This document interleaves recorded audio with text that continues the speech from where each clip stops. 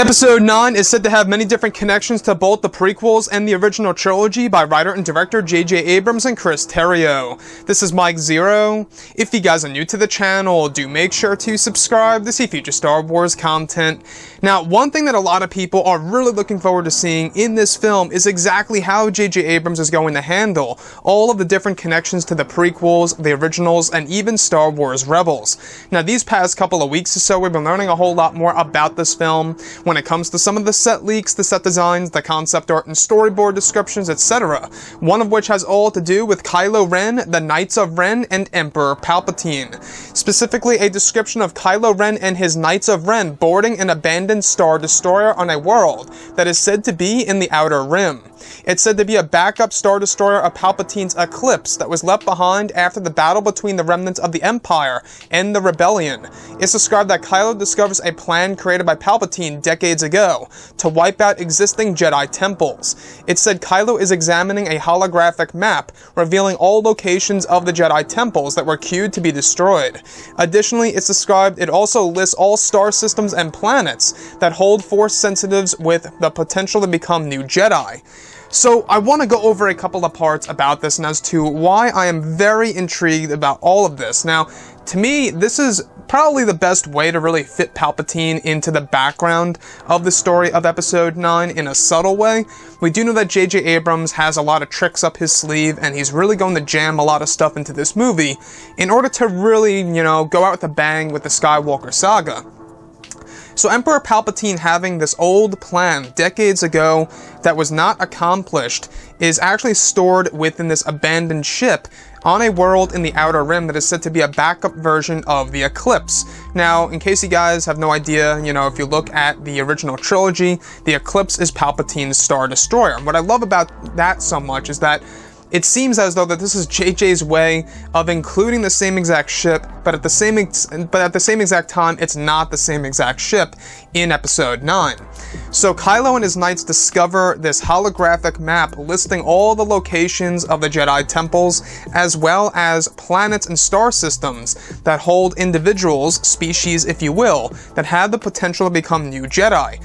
Now, this lines directly up with the big plot leak that we heard about, I would say back in May of 2018, maybe June, quite a while ago, where we actually heard that Kylo and his knights would go on a mission to destroy or kill any kind of Force sensitives in the galaxy. Now, I believe that actually does indeed line directly up with this. Now, what we do know about J.J. Abrams is that he's trying to really connect the prequels and the originals in a clever way that's also going to be very subtle in the background.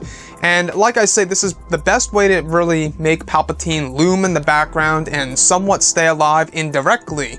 Not literally, but indirectly here, where the plans of Palpatine are actually coming back into fruition in the events of Episode 9 by, of course, the hands of Kylo Ren and his knights and the First Order. So what I love so much about this is that we do know that Episode 9 is also going to have a lot of expanded canon material, when it comes to books and novels and comics, expanding the storyline of Episode 9 and really fleshing it out in between the events of Episodes 8 and 9 that'll actually allow us to learn more and more about this. The novelization is another great example. So when we look at JJ, we do know that he's really trying to take very much, special care with this movie in order to get things right. Disney and Lucasfilm are using this movie as a course correction. They know about The Last Jedi backlash. They know the risks involved with this film.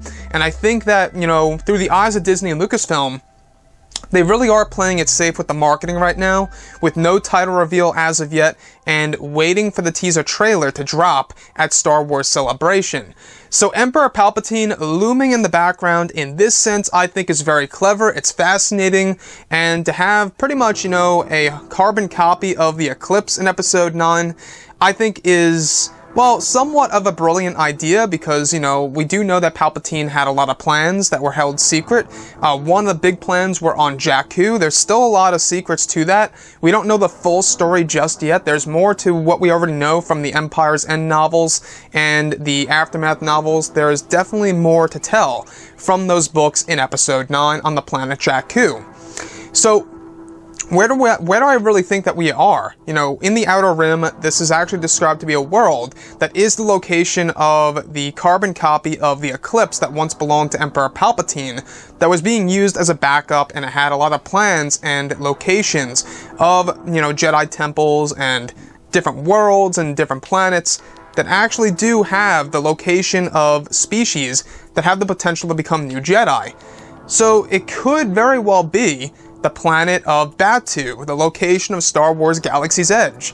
You know, that's a great example. There's a big possibility that that planet, the theme of the actual theme park, could very well be a part of Episode 9. We heard about this lightly before in the past, so we'll have to wait and see. Anyways, guys, drop a comment below. Let me know what you think about all of this in the comments. And if you guys did enjoy the content for today, do make sure to drop a thumbs up on this video to support the channel. I thank you all so very much for the kind support, and I'll catch you guys next time.